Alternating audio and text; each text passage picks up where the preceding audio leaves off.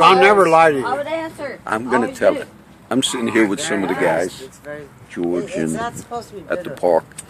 And I thought earlier I was going to These are all my friends, I was you know. gonna I've teach known John these Samuel people. Well, a I little didn't bit, know her that long. but my I friend I Larry, didn't know him that long.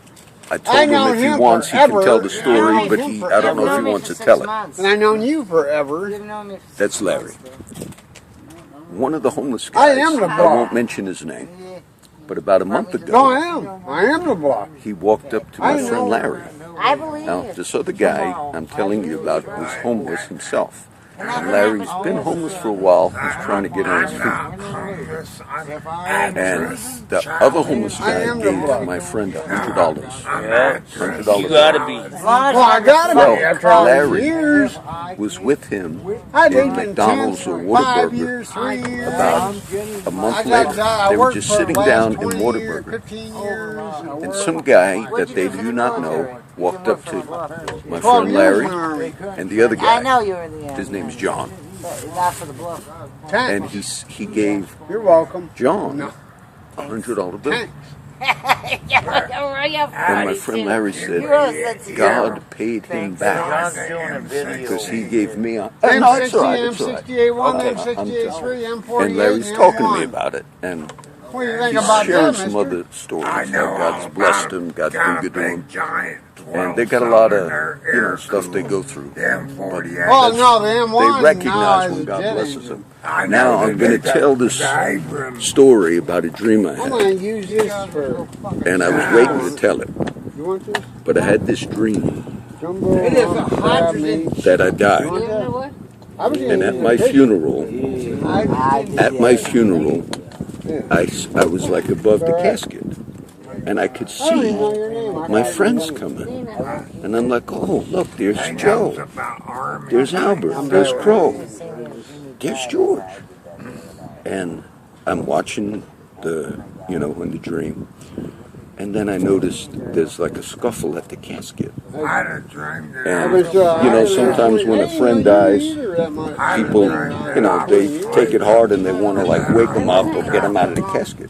But I saw in the dream that George was like reaching into the casket. And the ushers came up and said, no, he's gone. He can't come back. And George said, no, I was looking to see if he had that dollar for the day. I'm kidding, George. I was waiting. I thought of that today, actually. The guys wanted to give me money today. I was kidding George. I said, lend me 10. He was going to lend me 10. I said, no, I'm kidding you. The guys are trying to give me money today, my friend. I said, no, I don't want to take money. I don't want you guys to give me money. Everybody goes through stuff, but they help each other out.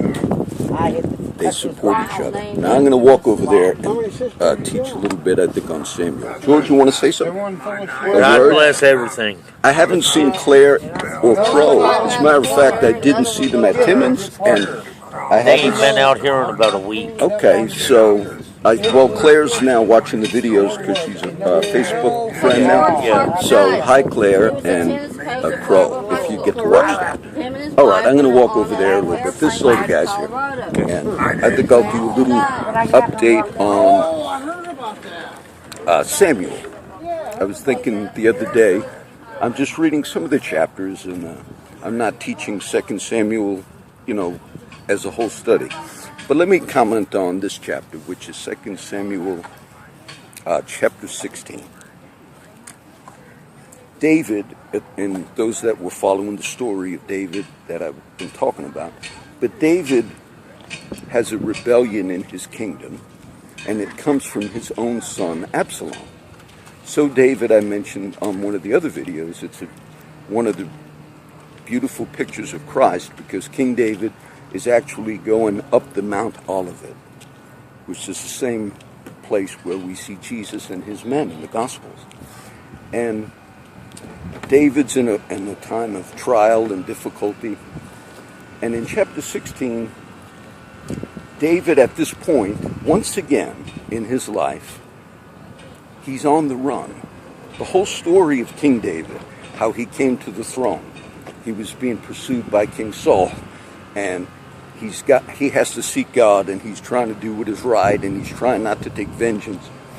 And then God honored David, and David ascended to the throne. Well, sure enough, at this stage, you would think, oh, good, I finally arrived, at the ministry or whatever particular goal you have in life. And you would think, now I'm in the rest years, the years of retirement. Larry, he's just recently, my friend I was talking about, just recently got Social Security, but legitimately because he turned 62, I guess about a year ago. But still, it's not enough for him to really get off the street. And he's got a little place right now he's just trying to work on. But you think in the life of David at this stage, he would think, okay, I'm going to have some easy sailing. But he doesn't. And so David's son, Absalom, is now gone back to Jerusalem. He's dispossessed David. David's left. And David has some men with him. And in chapter 16, there's a few interesting points, 2 Samuel. As David is on the run, and there's a lot of problems going on, there was a servant by the name of Ziba. Ziba was a servant in the house of King Saul.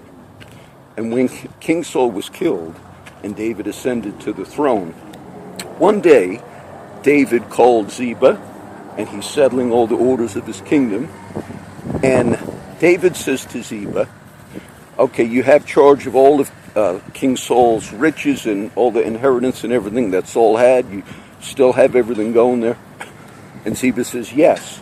And David says to this man Ziba, he says, there is a grandson of King Saul. There's a surviving family member of the dynasty of Saul, and his name is Mephibosheth. And Mephibosheth, and that was the lame or crippled son of Jonathan. Jonathan, who was the son of King Saul. The surviving heir, if you will, to the throne of Saul. And David said to this man Ziba, I want Mephibosheth, I want you to honor him. You're going to take care of all the goods and all the inheritance that came from Saul. You're still going to run that, but you're going to be under Mephibosheth. I'm going to honor my friend Jonathan, who was the son of Saul, and I'm going to honor him by putting his crippled son, Mephibosheth, over everything. And you, Ziba, are going to still be the servant. Now, David made that decision back before this chapter. And we don't read that Ziba responded like, are you kidding me? I thought you were going to give me everything. He never says that, but you kind of read into the story that maybe Ziba felt that way. Like, I don't want to really be serving this crippled grandson of the king who's dead. But that was the decision he made. Okay, now in this chapter, now that David's on the run, this man Ziba comes to David with a couple of donkeys and a bunch of provision. And David is he's in disorientation right now. He's having difficulty. And David says to Ziba, why are you here? Why did you leave Jerusalem?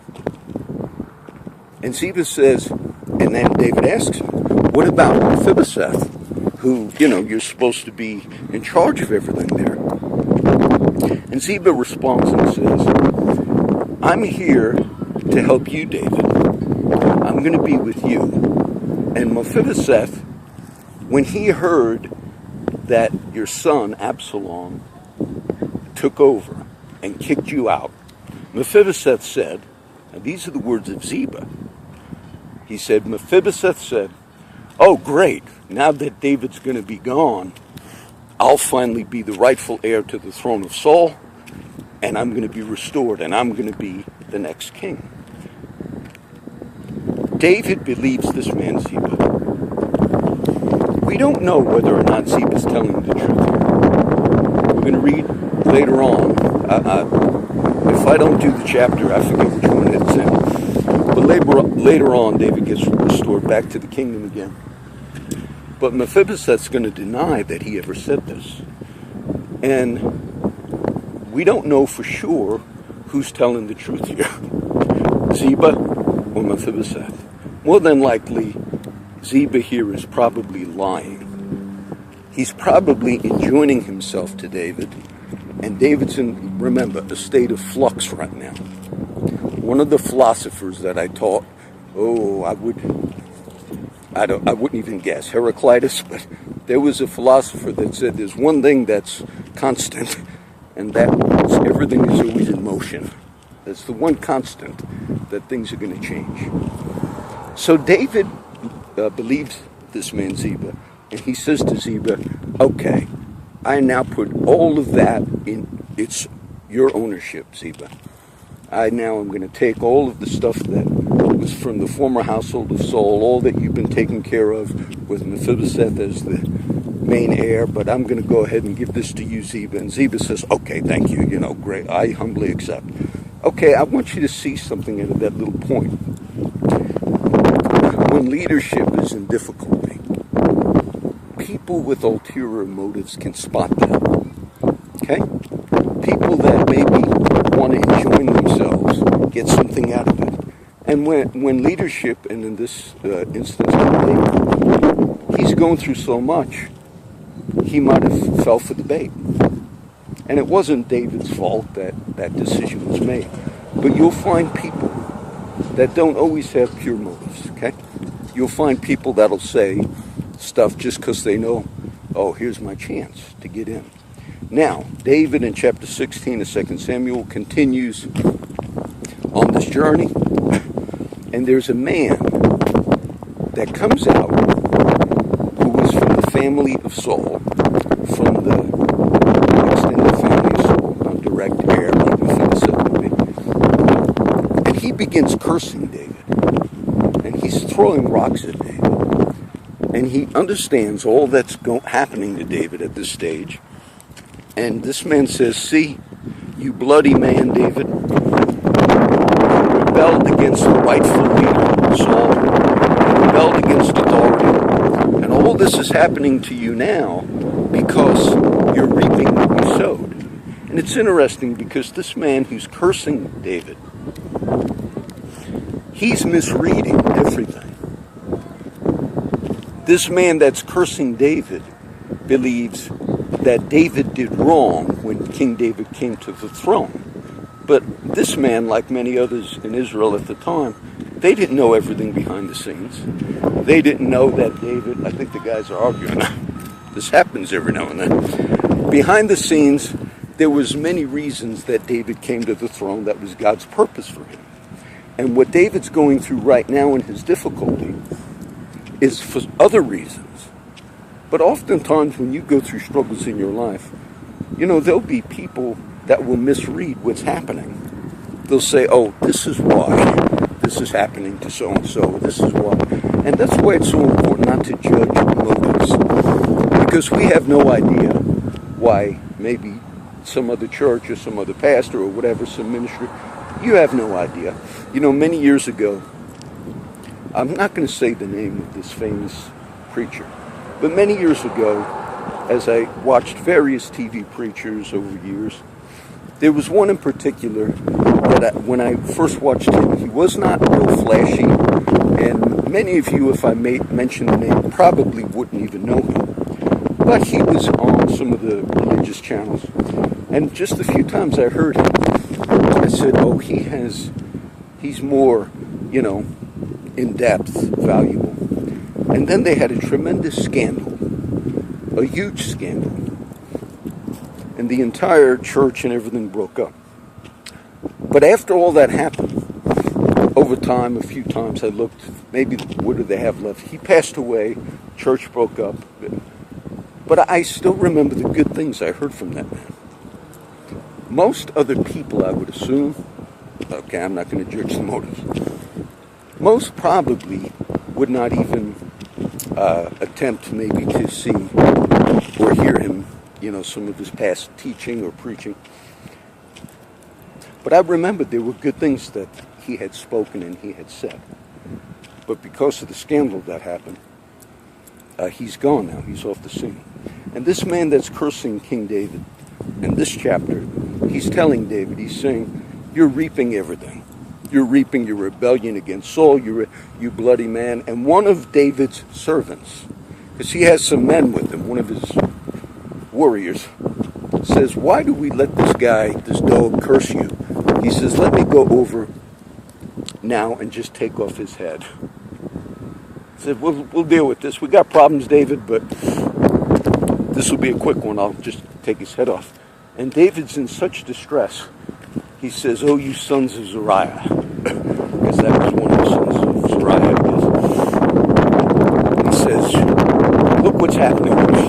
We ain't going to solve this side problem by taking this guy's head off. He says, my own son is in rebellion against me, Absalom. We have such weightier issues we're dealing with. If God has ordained it for this other guy who has no idea what's going on, if God has ordained it for him to curse me, so be it. Maybe God will look upon my affliction and bless me for it.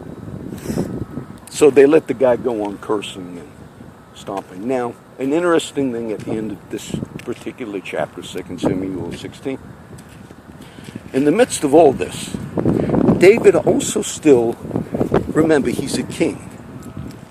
He has been effective in leadership before.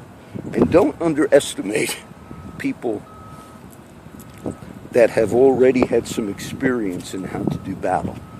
Because there might come a time where they get restored and then you'll regret having underestimated.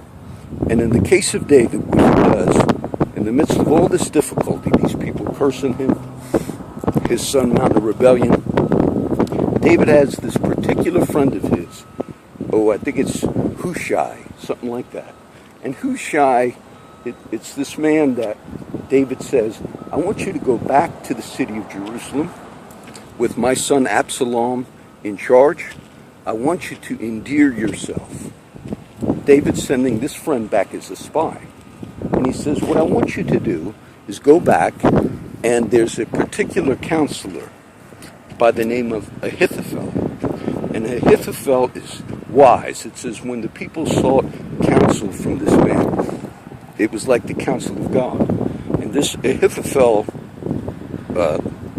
counselor is actually working in the rebellion against David, and he's an advisor to Absalom, the son of David, who has taken over in this rebellion. And David says to Hushai, one of our main problems is going to be Ahithophel's wisdom, you see. So what we need to do is counteract it. And he sends Hushai back, and he says, what you're going to do is whenever Ahithophel gives my rebellious son Absalom any advice, you're going to thwart that advice. You're going to endear yourself in such a way that you're going to secretly say, no, what Ahithophel says is not good, let's do what Hushai says. And so David's made this scheme, this plan, in the midst of all else that's going on. And in leadership, and in churches and ministries, and all these types of things, there might be times of transition, because David says he doesn't know at this stage whether he's even going to go back and be restored to his original position as the king. He does not know. He says, but yet he's putting out feeder lines. He's doing more. There's a verse in the Old Testament that says, cast your bread upon the waters, because in many days it will come back. Give a portion here and a portion there. And sometimes when you're still maybe in indecision, like, well, which route should I take? You still have a couple of lines out. And you'll know which one to take when you begin. It'll get clearer as you continue on the journey. And then as it gets clearer, then you pull some of those other lines in, if you will. Say, okay, this is the route.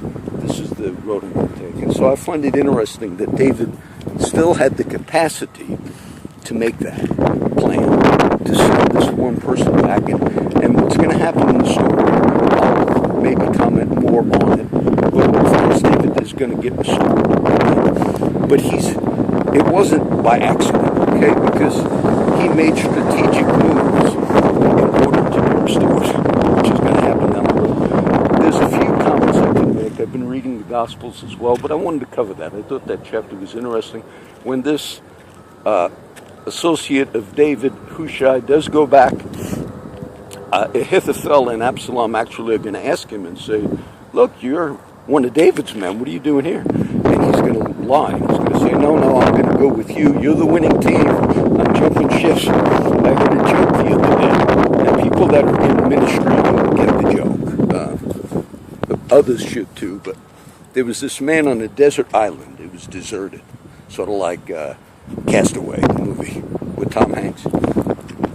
And he was out there for like 25 years, on some island. Nobody with him. And when he finally gets rescued, they're like, oh, thank God that this ship came by and rescued me.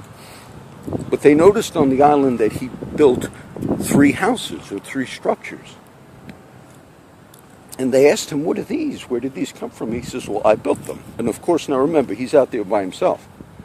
And they said, well, what is this house for, this structure? He said, that's where I live. And they said, well, what is this structure for? He said, that's my church. They said, what's this other structure? He said, that's a church I used to go to.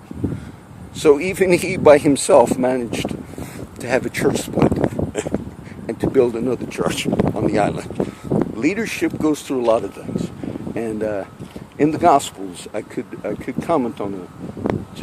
I've been reading through, but the wisdom of Jesus, there's a lot of good things. Let me just give you one. When Jesus said in one of the chapters I recently mentioned, he said, I sent wise men and prophets and scribes. He's talking to Israel naturally. And he says, you rejected them. But I want you to see, the scripture says, a threefold cord is not easily broken.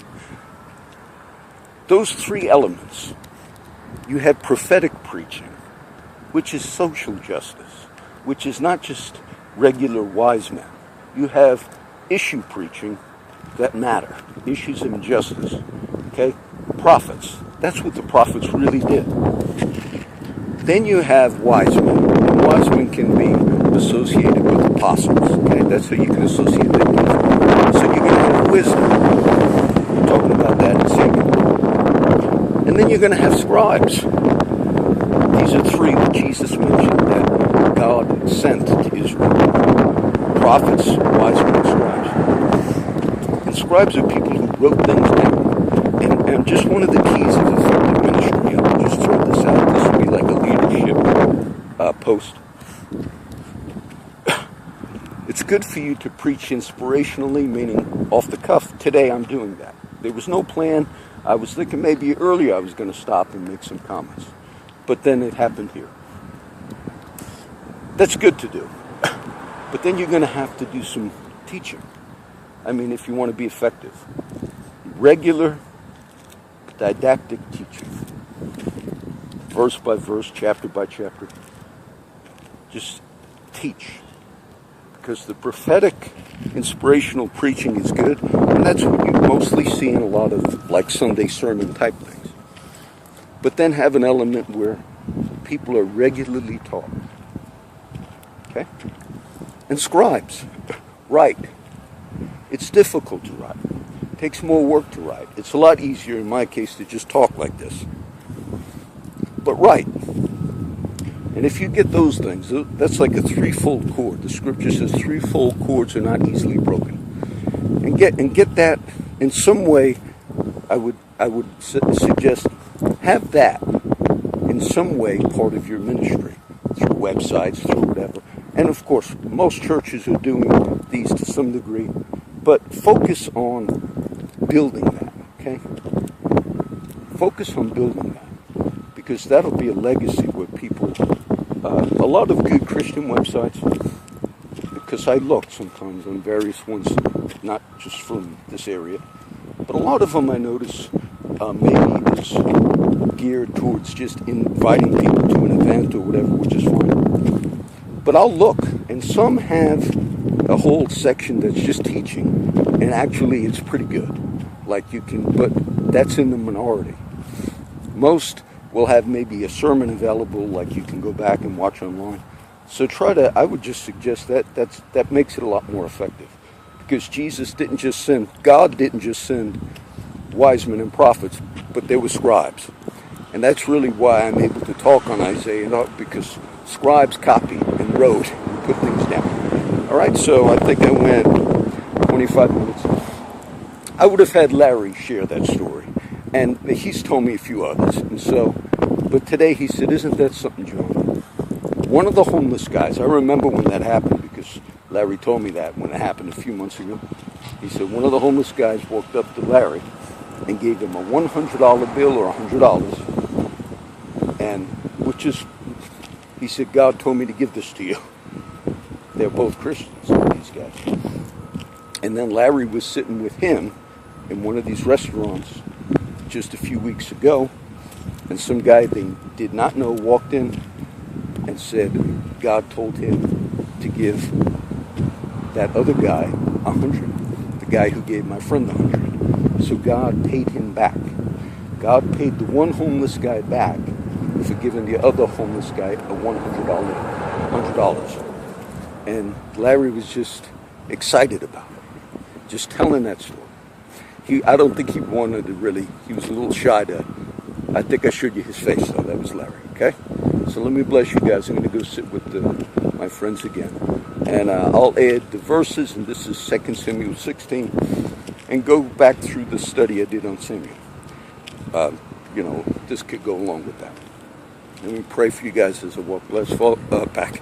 Father, I pray you bless all of the people that watch the videos. Bless my friends here that I'm with today.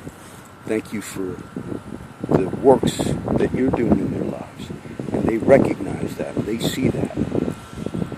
That one homeless Christian guy would give $100 to another homeless Christian guy. And then he would get paid back by some other guy that didn't know either of them. And to them, that was a sign. And so I pray you bless all my friends, that they would also see stuff like that. That they'd be willing to be out in the fields. Get out of the city and dwell in the fields. There's a verse. And I will be with you, and I will deliver you from the hands of the enemy. Amen. Larry, I'm almost done. I'm going to shut it off. You want to say? What extent you were doing it. Oh, no, I did a whole teaching. You want to end? I'm still on video. You want to say something at the end? Did you speak what I said? Yes, I told the whole story. That's so cool. Yes, I told the whole story. God bless you. Yes, and then I did 2 Samuel. bless you. Yes, that's what. He'll